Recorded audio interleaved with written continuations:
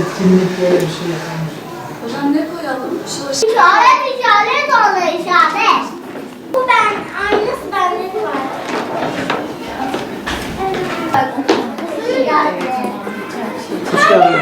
Kızdı bana.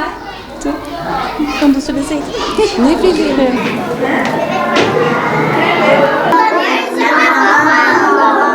Aferin. Projemiz olan medya okuryazarlığı ve dezenformasyon konusunu öğrencilerimizle beraber bir süredir işliyoruz. Onların da daha önce hiç işlemediği konulardı. Bizim de öyle. Onlar da biz de bayağı farklı şeyler öğrendik. Çocuklarımız artık güvenli internetin ne olduğunu biliyorlar. Artık televizyonda hangi programları izleyecekler, hangilerini izlemeyecekler bunu artık tam olarak biliyorlar. Medya okuryazarlığı ve dezenformasyon konusunda projeye dahil olduk. Günümüzde iletişim teknolojisinin gelişmesi sonucunda her gün bilgi akışına maruz kalıyoruz. Günlük yaşantımızın akışı içerisinde çoğunlukla bu mesajlara dikkat edemiyoruz. Kaçışlar olabiliyor.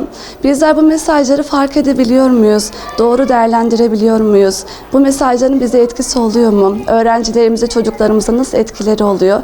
Biz bunları öğrenebilmek için araştırdık ve arkadaşlarımızla medya okuryazarlığı ve dezenformasyon konusunda projeyi yapmaya karar verdik.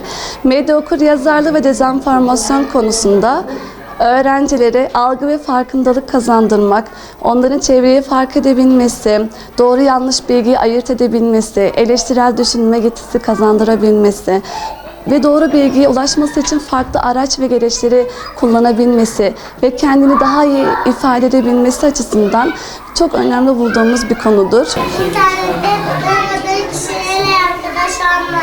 Sen bilgilerini kara. İşaretlerle aşımın olduğu filmler izleyelim. Görüşe bağlamalım ama bağlı olma.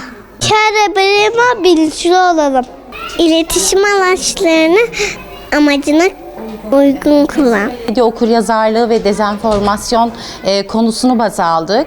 Bu konu bize ne kazandırdı, neyi amaçladık biz bununla?